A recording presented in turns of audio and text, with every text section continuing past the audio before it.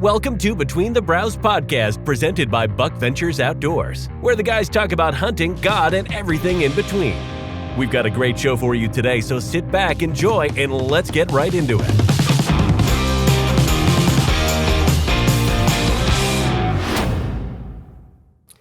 Well, welcome to the first ever Between the Brows podcast presented by no one. It's presented by us at the moment. Yeah, this is our first podcast ever. We got no idea what we're doing, I don't think. But we're going to have some fun. This has been I feel like a 2-year-long deal. I've been trying to get Jeff to get a podcast, and he wouldn't do it. I'm just going to throw him under the bus right away. Yeah, let's just confirm that. I've always, never once did I ever say it wasn't a good idea, but it's real weird. Every time Cole, you can always tell when he comes around my office and he peeks in a certain way, you just know that it's dollar signs. He wants something, money, whatever it might be. New camera. And and so, I always just say, well, yeah, I think it's a good idea, how much you need. And, it always starts out a low number and ends up a higher number, no matter what. I don't care if it's $4. It'll start at 4, end up at 10. I did pretty good with this, though. I actually got it cheaper than the number I originally told you. And I wouldn't even know that. Yeah, so. I just bought it and said, yeah, we're good to go. But yeah, we've been kind of wanting to do this for a while. We've had people ask us to do it for a while, and with all the time that we have, we finally decided to squeeze it in. So yeah, first podcast ever. Daniel didn't even know that we were starting a podcast until like 20 minutes ago. I didn't know the name until 5 minutes. Yeah, he knew the name 5 minutes ago. Surprise. Yeah. Why'd we name it Between the Brows? Well, I think it's just a good way to be able to talk about anything. Obviously, we talk about deer, big deer especially, farms, that kind of stuff. And obviously that's Between the Brows in a sense, a cool name. But it opens up, anything we want to talk about. I mean, obviously we are faith-based. I believe the only reason we're here today, and I know Daniel can back me up on this, is just because the good Lord wanted us to. It wasn't because we were special in any way. The older I get, I understand what John 15:5 is, of saying that without him we can do nothing. And really a new, just listening to Solomon in the Bible, talking of vanity of vanities. I mean, basically anything that we do on this earth that we're not doing for the Lord is vanity. So again, opens it up for all that, everything between the brows, which we can have some wide brows, I guess. Mm-hmm. Well, I guess one thing we should have done is introduce who we are, because we didn't even say that. So I'm Cole Cannon. We've got they've got a TV show called Buckventures. It's on Outdoor Channel. It's been on Sportsman Channel for, 15 years? Well, we'll get in all that, but I started actually on the men's channel, Pursuit channel, then went to Sportsman, but we'll get into all that, I'm sure. So I'm Cole. We got Jeff Danker. He's the head guy, the host, the boss man. He doesn't make many decisions, but he's the boss man. We kind of roll with it. We got Daniel McVeigh. He's another host. He's been here 12, 13 years. I lived in Oklahoma for that long, but been with Buckventures since 2005. Yeah. Okay, so 17 years, is that what that is? 18 years? I don't even know. So that's a long time, by the way. Yeah. And then on the end, we got Chancey, who's been here 3 years, 3 years. About 2.5. He's the director of operations / land manager / pro staff coordinator / whatever. And then Ty ain't got his head in here, but he's the new guy on the block back there running camera. So yeah, we'll get him on here sooner or later. But so anyway, that's who we are. We've again, Buckventures been on TV for, I think you started in 2003. We'll get into all that. So going forward, just kind of our goal of this and what we expect to do, I think, is number one, big deer, and deer is kind of what we're best at, I guess, knowledge-wise. That's what we love to do. We like hunting elk and all that other stuff too, but deer is kind of our bread and butter. Bread and butter. Yeah, we travel all over the country and hunt big deer. That's kind of our deal. So with that, we'll be talking about hunting. And Well, excuse me, and heck, where it all started, Buckventures, and it was to educate. Obviously it started on 2 Corinthians 5:7, but it was my idea back then was to educate, because kind of where with me, if you don't know, is and I know Daniel as well. I mean, we were Drury fans. We loved their videos because they taught. Many people might not even remember, but that one, was it 100% Daniel Fair Chase, 100% Wild, whatever it was. Mm-hmm. That in particular, Mark Drury and him was breaking down wind and that kind of stuff. And to tell you the truth, guys, I didn't know how to play the wind when I first started, but it was a deal where you were scared to ask anybody. It'd be like being a guy and be sitting around and say, "What's fourth down mean?" when you're watching a football game. It ain't going to happen. No one, they're not going to look at stupid. So as we started with Buckventures, and then even when I started Major League Bow Hunter in 2010, was the deal of a novice could sit around and they could learn how not to flood a bedding area, or someone that was a seasoned hunter could pick up nuggets. And then along the way, we would never be that we're know-it-all. We're learning. And so, Cole, to kind of go along with what you just said, that's what we're going to do with this. And again, to the same thing is we're not going to sit here and tell you we know everything, but we want to, if we don't know, if we're not an expert per se in what we're going to talk about, we're going to try to bring an expert on and us learn why whoever's listening. Well, yeah, that's one thing when we talked about having guests on. We're going to have people who are, I guess you could say, experts in a particular category or whatever field, whatever it is. Just because, we don't. Especially me. Me and Chancey, we're young. We don't know everything. Y'all know more than we do. But y'all remember that? That's the first time, literally, I've ever heard him say that. I'll get back. I'm not sure that he meant it, but he did say it, and we got it. If we got it on record, we can just replay that. Put that as a meme. Remember, I'm editing this, so I can cut out anything I want to edit. But we're gonna have guests on who are kind of experts in particular fields, and they can share what they know to obviously the people who are listening, but I imagine we'll be learning quite a bit along the way too. So that's one thing we'll be doing. So a lot of hunting education, a lot of, I guess we call it big buck work talk, how we set up our farms, how we hunt certain deer, this and that. And then obviously hit on early, obviously talk about the good Lord and, going to the Bible and all that kind of stuff. Sure. So it'll be fun. Hopefully that's something people want to listen to. But I guess kind of get going, I'll have Jeff and Daniel bump in here with how Buckventures came about back in 2003, I believe is when you started the show, but it even started before that. So I'll let you take over, and then Jeff or Daniel can intervene whenever. Well, I mean, Buckventures started, some of you might have heard some of it, some maybe you haven't, but it was that I was roofing for my dad. I made pretty good money. I was rodeoing, and I pretty much liked my life. It was fun, but I loved to hunt. I mean, I just loved it. I'd kind of got bit by that bug. I'd actually just shot my first deer, guys. You may not even know this. I was 14 years old. I shot a doe with a bow. My dad shot a recurve. I don't know if your dad ever did that with they'd always have them pie plates, what you'd call them, just old paper plate in the hay. A circle. And I don't even think they had Sharpies back then. I don't even know what we drew the dot with. We just shot the paper plate. Yeah. If we hit the paper plate, we were doing something. Yeah. But that him being out there, and I just remember it's so stupid. I remember Dad in his jean shorts, he built pretty good, no shirt, cigarette hanging out his mouth. Short jean shirt. Yeah, short jean shirt, cigarette hanging out his mouth after shooting, the recurve. But it really got me going. And again, I shot my first deer at 14, walking down here on Deep Fork River, shot a doe, spined her, and oh my gosh, I was hooked. I had that doe in the back of that S10 truck for I don't know how long. I shot my first buck when I was 16.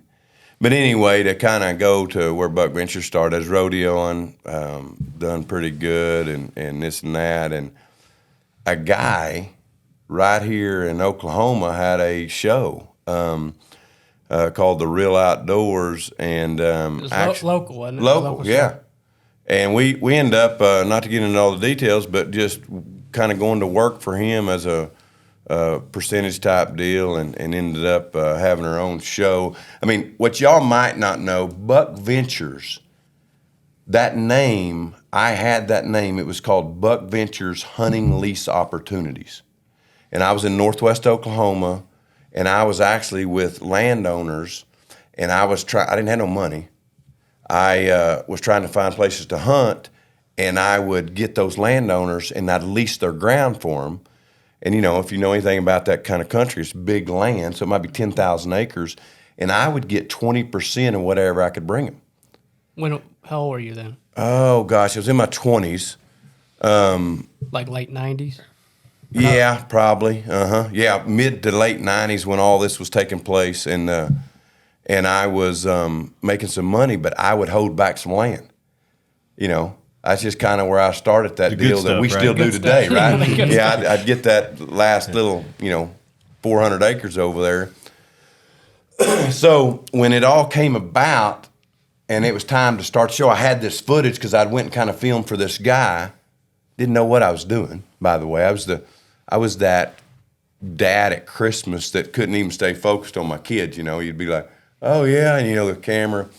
But anyway, that was XL1 days, GL2 days. Y'all probably don't know what those cameras are. Have any idea. Big cameras.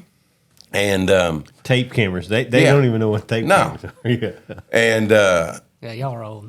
Yeah, so starting that, we just took that name. I already had that name, Buckventures Hunting Lease Opportunities. Brought it over to Buckventures. We got a local show, Buckventures, KSBI TV in Oklahoma City. I mean, my first sponsor, guys, was Midwest Wrecking. They knocked down houses and buildings. And for somehow, that was my first paid sponsor ever. And local was born. We started down that day. I remember Mark Heights, I think y'all got to see a commercial the other day. We're sneaking up on some trucks going through the woods. Yeah. Man, we were big league. I'm talking, as Jim Traver would say, we was big league back then. And anyway, that's where we were. And that was 2003, right? Well, that was probably, 2002. Probably before 2003, a lot of this was happening. I didn't start the business until 2003. So in other words, there's a lot of these things were happening, I'm telling you, and then all of a sudden I'm like, dang, I need to start this business. Gotcha. Which some of those commercials we need to resurface because Yeah. we were watching There them were on some some good old ones. DVDs and they were hilarious. So we're actually- definitely gonna have to resurface some of those old commercials. Yeah, definitely. It's man, it's come so far, guys. It's heck, I'm old now. Yeah, it's been a while. So I guess with that, you kind of talked about Midwest Wrecking and your first sponsor. I guess when you first started, how did you go about trying to get people to partner with you and kind of help? Because I know you weren't doing it full time at the time. No. You were still, I think, rodeoing and roofing and all that. Obviously, I think you wanted to do it Well, full time. and I tell you, Cole, it was hard because I was the type of guy that my dad had taught me you go work for everything you get. And while work for me was calluses on your hand, it was get on a roof, whatever that might be, and you get it done, you get paid. And then so for me to have to go and say, hey, I'm going to go hunting, can you give me some money because I didn't even understand it. I mean, it was almost embarrassing. And I was the type of guy that, they'd just go and, I'll just tell you, the first, when we did make the transition to go national, because it kind of got in my blood. I mean, that's, if you hear my testimony, maybe one day we can do that. But it's, I got it out of whack. I got my life out of whack because I wanted this to work so bad. I was hunting and, we was getting to do this. And it was a dream. And, but we went on I think it was the men's channel was our first national TV. I don't probably even remember. 2005 or 4? Probably 2004.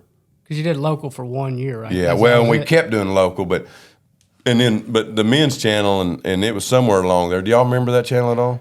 It would have been 4 because when I met you was in New Mexico in 04 and you were just going you were filming for the Right, men's channel. yeah. Yeah, and heck, it was. I remember that year, guys. We had Crimson Talon broadheads, and they were giving us some packs of broadheads.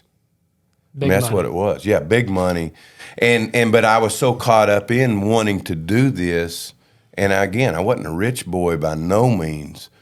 and married, and it was a tough little gig. Well, I guess that was 2004-ish, give or take, and then you met Daniel in 2004 or 5? We met in the fall of 04. And how'd all that go down? I was actually guiding elk hunts in New Mexico for an outfitter, and I never even heard of Jeff or nothing. Most of what you knew on TV was the typical Realtree and Drury's and Kiskies is about what you knew for the most part, and so. At that time, Daniel, Kiskies would have only been a part of Realtree. They were. They did the taking it to the extreme DVD series, I'd say DVD. It's tape series because I still got them. Yeah. I got those along with the Drury's. They did have that taking the extreme right when Lee and Tiffany first started, and that's before they were married. And she was Tiffany Profon or something. They were just on Realtree. Yep. Mm-hmm. But that was about that same. I knew a few of that stuff for the most part, but. And then, like I said, I was in New Mexico when Jeff showed up on a hunt for the outfitter that I was working for, and so. Oh, he was a dandy too. Yeah, that's a whole nother podcast. Yeah, that was But God works in mysterious ways. Sometimes it's crazy how some of those situations I look back that were bad led to some of the best things that ever happened to me. So, and I met Jeff there and guided him on elk hunt, and we actually just hit it off. And then just became buddies. Well, and just break this down, and again, another podcast for another testimony, but Daniel, I'll never forget, he smoked, he cussed like a dang, I ain't joking, like a sailor. And didn't have any teeth, right? But he was so, you guys know him today, how focused he is and how what he wants, he goes after, and he's, and that's the way he was then. It didn't take long to know that, man, he wanted. He came from West Virginia, and he had been to guide school. He was pursuing his dream. So, we roll into town, and it was exactly what he wanted to do. I'll never forget too, Dan. You remember you had that truck, and it smelled like a rotten egg. Something was wrong with the motor. It had it was having trouble with a battery issue, and it was actually smoking. It was awful. It was a GMC. LTZ red extended cab, that's what that was. That was the first truck. That's the first truck I ever bought on my own. Yeah, that's a long time ago. Jeff's right. I wanted it so bad. I had actually, before I went and applied for hunting guide school, I'd actually sent letters to Primos and Realtree and everybody trying to do something in the TV business because that's really what I wanted to do. And then we couldn't find anything. And I actually went with a buddy to Harrisburg, Pennsylvania, while we were in college, and they had that outdoor show. Obviously, that's the biggest show in the country, and we found an outfitter there that was doing a guide school, and so me and a buddy just picked up and jetted to Montana in the middle of nowhere in guide school, and that was in 01 when I went to guide school. So that's how I got started. That's all I wanted to do. I knew I grew up hunting and fishing, so for me it was. Even when I went to college, I went to school for rec and parks, management. So I wanted something in the outdoor industry. And then when I met Jeff and then we hit it off, and I remember he told me I was in West Virginia, and he said, nobody's ever going to take you serious living in West Virginia. And I lived in Illinois within 12 months. I picked up and moved to Illinois. No offense to anybody in West Virginia. Yeah. Oh, it's just a deer. When you're there, nobody's going to take you serious because you're going to shoot 80-inch deer. And he was right. You're not going to be getting owned by shooting 80-inch deer. So, and I couldn't afford back then. Hunting and outfitters wasn't as popular as it is now. I got my job guiding whitetail deer hunts by picking a little. If you remember, there used to be the ads in the back of a hunting magazine. It was a big deal. Mm-hmm. And so I called that outfitter. That's how I got that job. Yeah. Looking back, it's crazy how much has changed. But yeah, well, I think this too. I look back, Daniel, and. We was talking about this the other day, about get her done people, as a compliment in a sense. But at the same time, I know that you and I both, we set so hard what we wanted to do and do it. But there was so much along the way that if I could go back, I would have done so different. Again, kind of back to where I talked about, we'll go vanity of vanities of Solomon, and when he's talking in Ecclesiastes, is that, I set out to shoot by sight, walk by faith on 2 Corinthians 5:7 based on that. And it became about me. It became, guys, so much about wanting not to fail and wanting to be somebody. And I think that is what we would tell everyone today is be so careful with that, because our identity is in Christ. But at that time, I mean, I would have done anything. I mean, I set out to what I wanted to do, and I think even for you and Chancey and Ty is to share some wisdom with you guys. Be careful with that. God has your purpose, and again, you know, a lot of times people get complimented for that. You know what you wanted, and you went and got it. And I would take that as a kick at me that I did things wrong like that. Well, I did a lot of that. Speaking of which, I mean, I wanted it so bad. Like I said, I picked up and moved, and I look back and the sacrifices that my wife made that I put her through a lot of times was, you know, Well, pretty it's hard. selfish on our part. I mean, that's what we were. Well, and I I think for me personally, I'm from West Virginia, grew up no money, you know. I mean, there's no getting that story later, but everybody always told me I said I was going to go.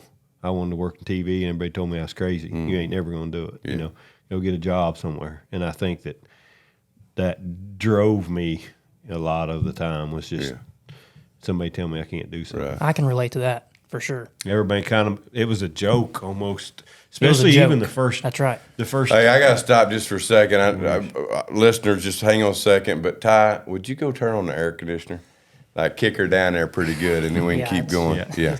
But you know, for me, I that was a really hard thing because they kind of even made jokes even after I went to guide school. Oh, it was kind of cool, and then I started filming for pro staff. You know, when we had the pro staff, and everybody making jokes. Are those open? They aren't. Took that over and get them. You know, just making jokes personally at me that it would never work, and I think I took that almost like you said too far. Sure. Because you know I was. Well, I think that would be my deal to look at any of you guys out there is, you know, don't do that. It's not a good thing. It's, you know, I just having you three boys here and seeing you guys and you guys' work ethic and morals and stuff like that. And, you know, I know you guys know what you want too, but I would be where I would encourage you to make sure, you know, especially Chancey with you, with a young wife, is to always consider her before yourself, because that's what the Lord tells us to do, is to put others first, and that's hard. Yeah, for sure. And like Daniel, you know, I kind of, you know, picked up and moved cross country to chase a dream as well. But I think the Lord blessed me with a wife that was ready to go with me. You know, as soon as I, you know, mentioned, hey, you know, kind of have this opportunity, but we'd have to move to Oklahoma. She just about didn't bat an eye. And I tell people right now that, you know, if all this were to go away, I don't think I could, you know, or take her back. I think she'd want to stay in Oklahoma regardless. What gets me about Chancey by McKinley is, you know, he's coming down and we're looking for a place for him to stay. And, you know, these old red dirt roads, you got to kind of get used to that. Mm-hmm. But she didn't. She rolled in and she almost said, I don't think that's enough dirt road. We want to go further. And I guess to this day, she still eats loves it up. She loves it. I know she first rolled into town, and you know we don't have any dirt roads, red dirt, you know, back in Indiana. But she rolled up, and you know the red dirt roads, the songs about it, all this sort of stuff. She rolled up, and you know she saw the cars with all the red dirt, and she's like, I don't care where we live. I just want to be on a red dirt road. And I'm like, that is all right. Hilarious. Well, now we got 3 miles of it. Yeah, that's a good woman. Yeah. Well, going back to even what y'all were talking about earlier, of kind of being selfish, I guess, you know, wanting to go get, you know, be something, I guess, or be someone. You know, you grow up and people are always telling you, go make something yourself or this or that. And, it can be hard to keep your priorities straight, which I know y'all talked about, and I struggle with it too, because, I try to keep God first, and it doesn't always happen. I know we all screw up, but you always think, man, if I could just go kill that one deer, if I could go do this or that, if I could get that one job. So, yeah, it's hard, but God needs to be first, and again, it's not ever easy to do, but you know, if it wasn't for him, I wouldn't be here. None of us would be here. So well, and I think Cole is just this group in here, and then you know we extend to the Woodsman and Buckventures family, whatever. Is the iron sharpens iron, as we have, as one man sharpens another. Is the accountability I think that we have created. Actually God's done it with our group and with us, and I think that is a special little deal that we have. And like I said, we do all screw up. It's we can all look left or right, and we're all in problems and here and there, and we deal with them all day. We have 300 and some pro staff on the Woodsman, and it's a privilege to be able to pray for so many. But at the same time, there's a lot going on. Mm-hmm. There's a lot going on. Yeah, well, we're going to pivot back to, I guess, Buckventures. So y'all talked about how, first started, companies were sending you broadheads, and Midwest Wrecking Company was, I guess, your title sponsor. And I guess for Buckventures, what was the big break that got it through to, I guess, kind of where it is today, to take that next step up? And now it's obviously, we all do it full time. It's our job. Make a pretty good living at it, and what was the big break there? Probably, Cole. I mean, there was not just one, but I mean, I remember, a Limitrax. A Limitrax, friend of mine, Scott Whitlock, he believed in us somewhat, but at the time we were getting like $15,000, and he was the title sponsor. And I just wasn't very good. I almost let everybody dictate what they paid us. And I mean, I was at a point where I hadn't convinced myself that we were worth anything. Like I said, you go roof a house and you get 10 grand because you go up there and work your tail end off. I mean, that's easy. That's we did something, you pay us. But so there was a point. Do you guys remember Pradco? Mm-hmm. So Pradco at the time, they owned night rifles, carry light decoys, Summit tree stands, Moultrie, Code Blue. Daniel, help me. Anybody else? Anyway, I mean, you had Tony Smotherman over there with night rifles. We had Steve Lambeth with Code Blue. Anyway, the breakthrough was with Mike. He was running night rifles. Mike, he lives in Iowa. Gosh, Mike, I know if you're listening, I can't remember your last name for some reason. End up being a good friend, but he came on board, Cole, for $20,000 for a commercial spot with night rifles. And what happened is we had a little snowball effect happen. And night rifles and then the rest of the Pradco company kind of come on. And you guys may not know, but one of their offices was up in Fort Smith. So it was a couple hours away. And that was, I would say, probably, Daniel, our break. That was Mike Matley. Yeah, Mike Matley. Yeah. Yeah. Thank you, Mike. Mm-hmm. I think that was our break to, and again, you're looking at, our operations now, just to break even. I don't want to say the number out loud, but you guys know kind of what number that is. And I'm gonna tell you right now, I think there was a time I remember getting to like $140,000 of income, and we were doing good. And I just never knew how to work doing something else and then do Buckventures, and that's where probably me and Tracy struggled at times too, is because I'm gonna go do Buckventures. If we're gonna do it, let's do it. And the garage days. I mean, I think I hired Daniel the first time when you came down here. Daniel, what was you like $28,000? I don't even remember. It wasn't very much. Yeah. Mm-hmm. So that puts it in perspective a little bit. That was $140,000 total from all your sponsors. And now it probably wouldn't even pay for production costs. No. It's but back then, yeah. Yeah, and and you're looking at it was basically guys robbing Peter to pay Paul. Now I'll tell you, this is where money did still happen. Was I was still leasing some of that ground and subleasing it, and I was making a little bit of money there doing that. But yeah, for the most part, I mean, heck, you guys, we started in my garage.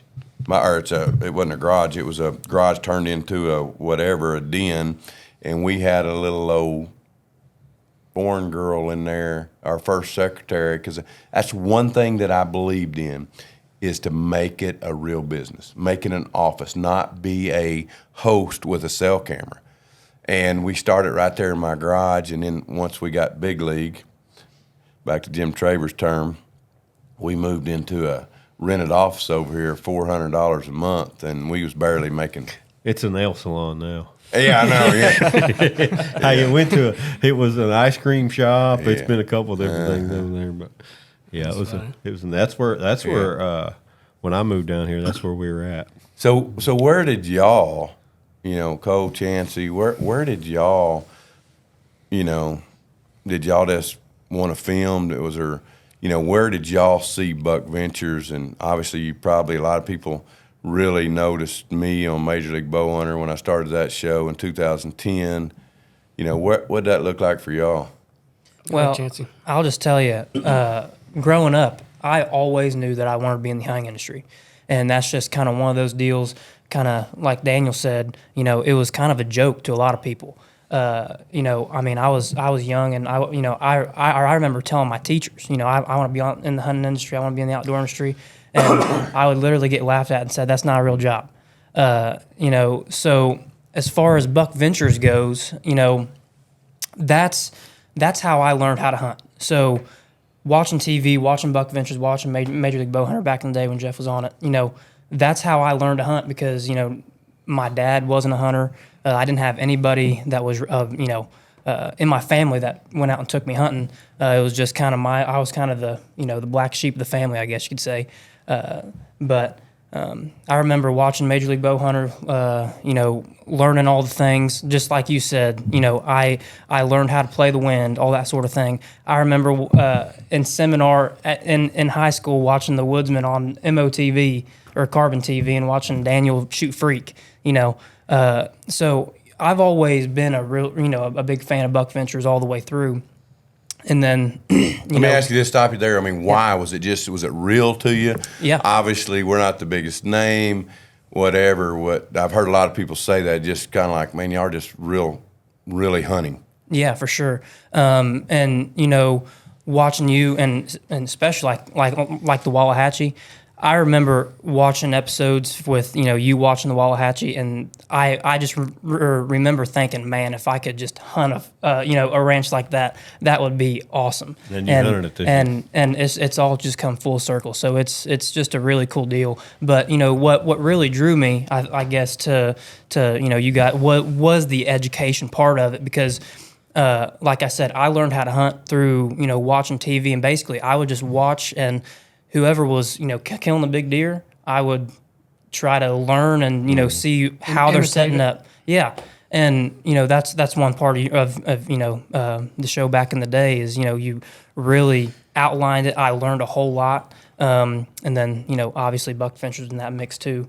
But yeah, so I'm in, Well, that's the inspiration even as we're going right now to make sure that we continue down that line. 100%. I don't think we're the best entertainers by so far. Obviously, if you want to get entertained, you can watch Waddell and, people like that. But I think the education part is that we do have such, a little bit of knack for it. And I think that's where the inspiration of just that, of the stick to that, Yeah, and just being real, like it didn't seem like anything was really forced or like, hey, look at me. It was just real, and I could in a really small way, I guess I could kind of relate to that, and Sure. in a sense, but yeah. So basically, how I got here is, throughout high school, obviously knew that I want to be in the hunting industry, so I just kind of grinded a little bit. I would sneak into the ATA shows and just try to network with as many people as possible. Was able to shake hands. Met John Boykin, which had a tie with Buckventures through Clayton and all that good stuff, and opportunity came to come and film for Daniel, didn't you? and it was That's a rough one. First one to film for. First one or jump in and film Daniel. The poor guy didn't know how to climb a fence. That's actually a fact. Oh man, that's funny. And it's funny, Daniel, because Chancey, we've kind of thrown him to the wolves in every way, from starting him off filming you to driving 40-foot gooseneck trailers and tractors and things that he had probably seen online, but he'd never done. Oh yeah. What about you, Cole? Yeah, so kind of similar. Grew up watching. My life was pretty much consumed with sports and hunting. Dad started taking me hunting when I was 3. I think I shot my first year when I was 4. So always loved the outdoors. I started getting older. I started watching TV shows, Buckventures, obviously Major League Bow Hunter. And hunting was always one of my favorite things to do, but sports kind of took over, especially when I got into junior high and high school. So hunting was more, a weekend thing. If I had a weekend, I'd run down with my dad to the deer lease and hunt. And then my buddies, we all loved hunting. So dove hunting, deer hunting, whatever it was, we'd go do it. So again, just grew up watching you and, obviously Buckventures and other juries and all them too. But I knew y'all were closer to me, and I liked that. And y'all didn't really hunt Texas. That kind of hurt my feelings some. Y'all were more Oklahoma, Kansas. When's the last time you hunted Texas? Well, that's true. But anyway, I got after high school, I decided to go to college, and I think it was going into my senior year. Y'all started the pro staff back up. I applied because when I was younger, I always had a video camera with me. My dad, he just kind of ingrained that in me because he always had one, whether we were hunting or he was filming my sporting events or whatever. That actually is funny to me that you mentioned, because I didn't know that about Chris. Because now I don't think he's had a video camera since I've known him. No. Well, and if you go back and watch it, he didn't know what he was doing. We just always had one, and always filming deer or sporting events, or we got Christmas videos or whatever it was. He always had a camera. And then as I got into high school and then especially into college, I just really wanted to film. I just kind of, I guess, fell in love with that aspect of it. And then I had a lot more free time in college, so I got to hunt a lot more.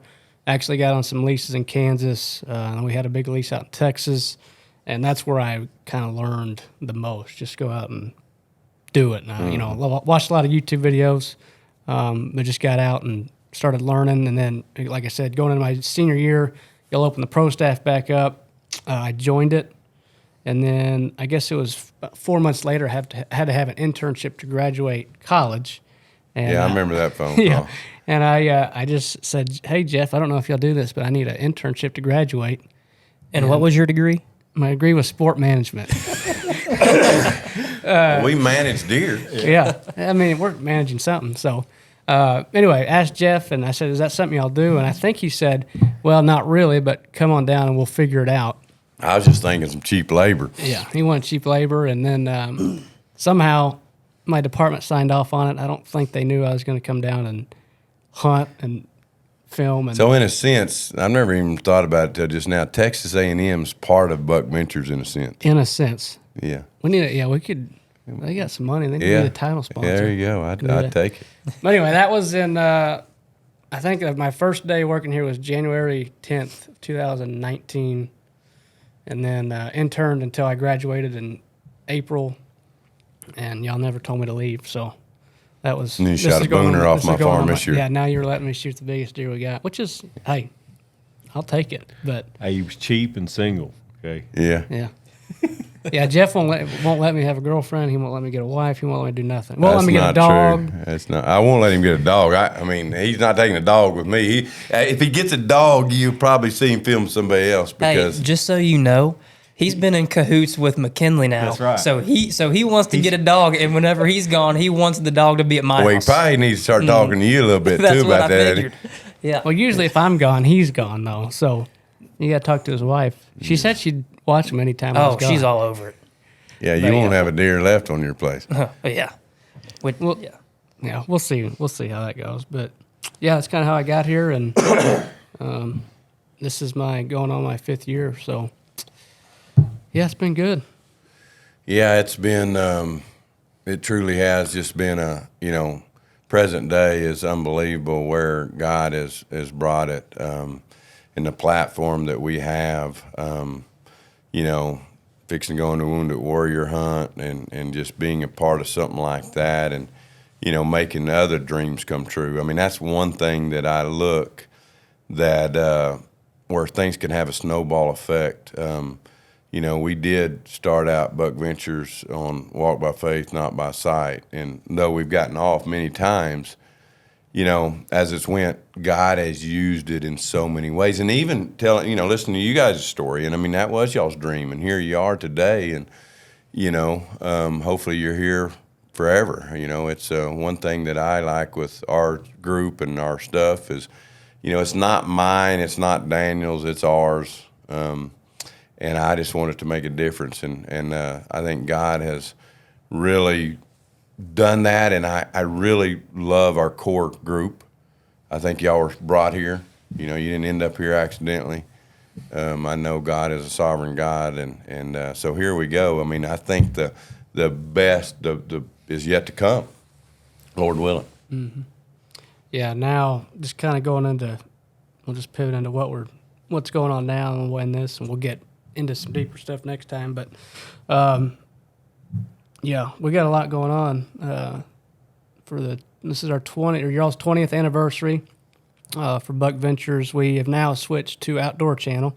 You were on Sportsman for, again, I don't know, it's 15 years or something, 14. Now we're on Outdoor Channel.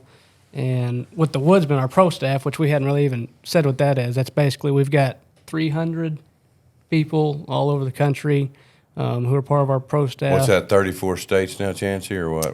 I think it's 37, if I'm not mistaken. I got you. So we have a broad we got a lot scope. of people, yeah. And they come. We got a big meeting every year. They come, and they're filming for a show we call The Woodsman, which has been on Outdoor TV, and now going into this summer, it's going to be a national show on Sportsman Channel. It's going to take, I think, our place, the Buckventure spot, and then they'll also be on my Outdoor TV too. So we have 46 episodes to produce this year. It's come a long ways, 46 episodes. And, you know, I do want to say this is, you know, we talked about our breaks and stuff, but, I mean, even Daniel and I, you know, Academy Sports and Outdoors, I mean, when that came about, and I have to give kudos to Realtree. Realtree, we've been with for a long, long time, and we have great friends over there, and Realtree helped us facilitate that relationship with Academy Sports and Outdoors. And, you know, again, we've talked about where we came from and about me roofing and be able to take money, but me going to someone and truly believing in ourselves that we're worth this kind of money. And when we went to Academy, that negotiation and that deal was off the charts. I mean, that's now been 7-8 years ago. It was during a big change in our lives. Yeah. For the most part. Yeah. Because you were coming back to Buckventures. break.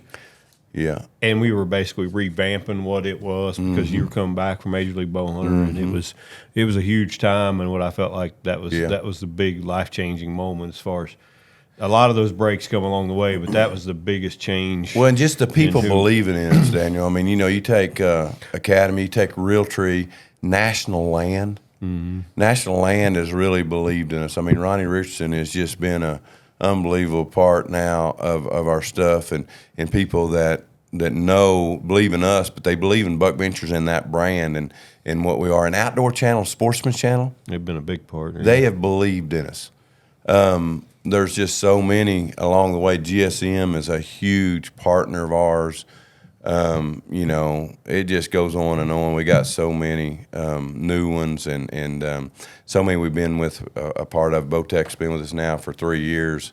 Well, but CVA, we've been there for a long time. CVA. Realtree was a big part of that too. You know, Yeah. I mean, that's when Realtree believed in us. I can remember we started the academy, and I can remember we were at SHOT Show. They walked down there with us to the CVA booth and introduced us and got us going with CVA. And we've been with them a long time too. And we've probably been them.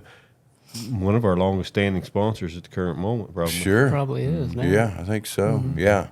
And, but yeah, it's, I just, you know, talking about present day, it is, it's just unbelievable where we're at. And like I said, the Woodsman guys, I just got to give a hats off to these guys. These guys are out there busting their tail, getting national getting national footage for the Woodsman show, getting my Outdoor TV footage. And just super proud to have them on board. And then, you know, heck, we ain't even talked about now we are doing more, guys, of taking people hunting from cancer patients to veterans and veterans, warriors, first responders, whatever it might be. Just people, again, basically boils down to this is sharing Christ with who we can. And give them back. Mm-hmm. Yeah, we just went, which we're going on the hunt next Tuesday. We just got back from Indiana. Got to surprise a veteran out there with a helicopter hog hunt. That's something we never done. It's going to be, I'm actually pretty excited for it. Are you going? I didn't. I guess not. I wish. So just so you know, one of our big sponsors is 5-7 Equipment, and Daniel actually is helps run it, or maybe not helps run it. He pretty much runs that deal. So he's part of that too. So 5-7 Equipment is a sponsor of Buckventures and the Woodsman. So thanks for that, Daniel. And He misses out on some stuff. yeah, he does have to miss out. I missed out some on. stuff. I was a little bummed about NWTF this week. I by wish the you way. could have went in my place. That's always been one of my favorite shows. Yeah, it's good. Yeah, so again, we got 46 episodes. Kind of what we're about to start doing, I believe, is besides production stuff, we're about to start working on the farms, get tractors up, especially our Jeff's Kansas farms. That's kind of where, over the last couple of years, our focus has really shifted to the land management side on that part, not leasing land, but having your own land, having no cattle on it, controlling everything that happens, which is, I think you can see a difference too, because we've been fairly successful on it. Well, and I think that's what keeps me sane, truly, Cole, is things that we've been through and everything, but just having that land and being out there to go stretch my legs on it and run some tractors, and it's just, you guys are a big part of that, but I think that's what I love the most anymore, is getting out there. And, I mean, heck, I'll just say this, guys. I mean, we're not done by any means. I mean, we have come a long ways, but we are here to put a bigger dent in the outdoors and to give back in every way. We are fixing to go on a rampage of taking people less fortunate, whatever that is, whatever that looks like, and sharing the gospel with people. It's going to be a fun time there. Our farms are looking better than ever. We're going to be shooting bigger bucks, I believe. We have some unbelievable field producers. We have unbelievable. I mean, heck, me and Daniel's going on a monster hunt this year in New Mexico with National Land. Again, Ronnie Richardson helped us out with that. Looking real forward to that. We got to get in shape, Daniel. You just have 2 tags? Yeah. Dang it. This is kind of going to be the year of just Daniel and I. I'm excited too. Like I got local ground. Daniel had his year last year. He had a good year last I year. mean, I had a good year last year. We should do. I mean, years like that. We need that every year, I guess. Every By the year. way, 5-7 went out of business this year because Daniel hunted so much. Well, that's not really. In fairness, I did kill pretty early and come home. The thing that hurt a little bit was having to do them shows, the TYM deals and the Coyote deals, and being gone those weeks piled up on top of it didn't help. He's already Yeah. making excuses. I think Hey, you hunted, what, like 15 days total? I only hunted about 15 And he days killed total. 4 bucks? I mean, I didn't hunt that much. It seemed like, but because I was going for the I'd have to Spartan look deal, at those days. I don't believe that. Well, I don't know. We killed in Kentucky on the 3rd day. We did kill in Oklahoma on the 2nd day of bow hunting. Killed on the opening day of rifle and come right back. Yeah, but you're missing all the muzzleloader days and everything. Well, yeah. So the muzzleloader days that we hunted 5 days of muzzleloader. We all left a little early. Remember, we had bad weather and come home because it was awful. So we came home. We'll go back. We'll go prove it. We'll go see. We'll go add it up. Hey, ask my cameraman who was always hunting, by the way. Yeah, I wouldn't know anything about that. I plead the fifth Yeah. on that. And other than that, I guess shed season's somewhat coming around the corner. I know, again, whether it's right or wrong, there's people out now, and heck, probably 60%, 50 or 60% of our deer still holding. I think they're jumping the gun, and I ain't saying up north or not, but I was looking at cameras last night, and I think we're 75 to 80% deer hanging on. I mean, Caddy got his both sides. I mean, mainly, again, there's a few that's dropped that aren't, healthy type deer, but I just think it's. Think they're there's a hanging- We've got some lot of- angles of the caddy buck lately. He looks pretty good. Yeah, he's lost a lot of weight. He has. That is one thing I noticed. But Well, I think there's, just before we end, I think there's people hurting their properties right now, just going in, intruding, and putting pressure on deer that still have their antlers, trying I mean, to find I them. guess But it's again, what everybody wants Yeah, they to can do. get out And and do what if they they got want. another place, but these sanctuaries on our places, I just want to do it once, and I want to wait. And like I said, I think that's why these trail cameras that we're running. One thing that I did want to, I'll just mention, and we can get into that. I feel like we put a little pressure. I've talked to y'all a little bit about. I thought we put a little pressure on some of our bucks that don't like the trail cameras. Obviously, you got the bucks that don't mind them. I think Caddy's one of them that don't really mind. I think the buck you shot, even though he was probably 4, I think it bothered him a bump. Oh, I got video. We put a new camera out on video, and every video of him is him just looking at it and then backing up. So Yeah. I mean, then we got several deer like that. They see a trail camera, it bothers them. Well, And it's funny that it seems like different deer have different personalities. Like the Jaley buck, for instance. I mean, he sticks his head in here and there. I've not had him on camera at my place for a couple months, but the girls saw him. I didn't tell you that. The girls saw him a couple days ago, broad daylight, like 50 yards to the east of my fence line. Yeah. So he's around. He's just not poking his Well, head I really in, want to go into some test mode this year on that. I've been thinking a lot about it, of putting these cameras, every camera that we have this year in those areas, I want to put high and just try them on just so it ain't eye level and just making it whatever. So I definitely, that's something that's been on my mind because all I do is sit and think about deer a lot. So. And we'll dive into all that next podcast we do. We'll figure out. Well, Cole, we finally got the podcast We going. finally got it. 2 years later, I finally just took the money and bought it. I don't even know if I told Jeff. I think I just bought it. But I think it'll be good. Yeah, that didn't happen, by the way. So, but no, we do have it, and I don't know if it works good, but it looks pretty there with all them colors on that deal. And But yeah, I don't even know how to run it. I'm just yeah, kind of looking at levels. I think it's right. We'll see once we get it in the computer. But You haven't hit any buttons, so I'm No. not sure what you're doing. well, I got all kinds of stuff I could give you. I mean, we got Michael Scott. I don't know if it'll play. Yeah, it's not gonna play. It's about. Oh, I got the wrong one. No! Y'all can't even hear. Y'all don't have headphones on. We don't have headphones. We can't even hear. I got all kinds of buttons over here I can play with. But no, I think that's good for our first one. Just kind of introduce the backstory of Buckventures, how it started, kind of where it is today, and I wouldn't say that we really have we're going to do our best to have a plan. Maybe once every week or once every 2 weeks, kind of release one. No guarantees because sometimes the schedule can. but get we crazy. are going to try to stay somewhat stay consistent. consistent, yeah. And we're going to try to pick some topics and bring some people in here stuff that I want to learn on. I mean, just to name a few that we might do some land habitat stuff with some people. We might, just digging in. I mean, topics that people might want to talk about and things really that I want to learn. And that is going to be the prime deal is learning whatever that is. And maybe even, Cole, digging into some camera stuff here and there. Mm-hmm. Yeah, for sure. That'd be right up my alley. And then if anybody has something they'd like to know, send us a message or leave a comment and we'll look at it. And if it's something we think could apply to a fairly wide group or audience, we'll talk about it.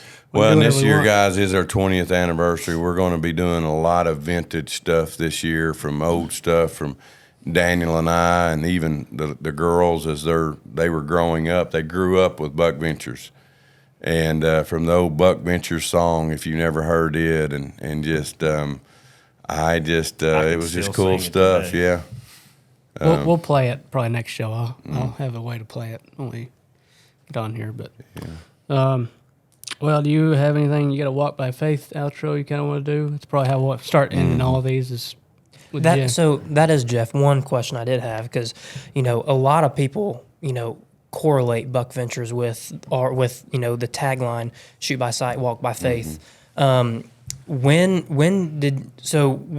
that tagline? Was that or did you have that throughout the whole since 2020 or since 2003 or? Yeah, how did that come about? It was Chancey. It wasn't associated with Buckventures hunting lease opportunities, but when we started the show, our graphic design artist back then was my first cousin, Mark Danker, and he designed. I don't know if y'all even maybe we can bring back some of those logos, the V logo with the deal, and there was remember the T-shirt that he designed that had the 4 logos that made the cross. I still got it. So Yeah, I that's think I a kept really cool, and I definitely want to shirt show that. But hat. yeah, he came up and just said, "Hey, what do you like? Do you like this? Shoot by Sight, Walk by Faith?" And I was like, "Oh yeah, it's unreal." And so again, the 2 Corinthians 5:7 says, "Walk by faith, not by sight." And it seems real simple, but really, anybody that sits in front of the Bible and looks at that and meditates on that, I mean, it's easy. Tangible stuff's easy for us, but truly walking by faith, and that is, kind of going to the walk by faith today is that, without Christ, we are nothing, and walking by faith is it's clinging to the cross. Works doesn't get us to heaven. It's like this. It's like the thief on the cross, right? It's you got Jesus hanging in the middle, and you got the 2 other. And remember, the one thief says, why are y'all doing this to him? What are you doing? And he looks at Jesus and he says, remember me today. And he said, you will be with me in paradise. And so everything that I might have done that maybe looks good from the outside, or even Ryan Tabor, who's a pastor, or whoever that might be, anything that those people have ever done that looks good, that, oh man, if anybody's going to heaven, it's him. No, that's not how it works. Ryan Tabor's no better than the thief on the cross, because it's the faith in Christ. And that's what walk by faith is. It's our faith clinging to Christ, knowing that we're filthy rags. Even anything that we look like has been good. So it is all about Christ.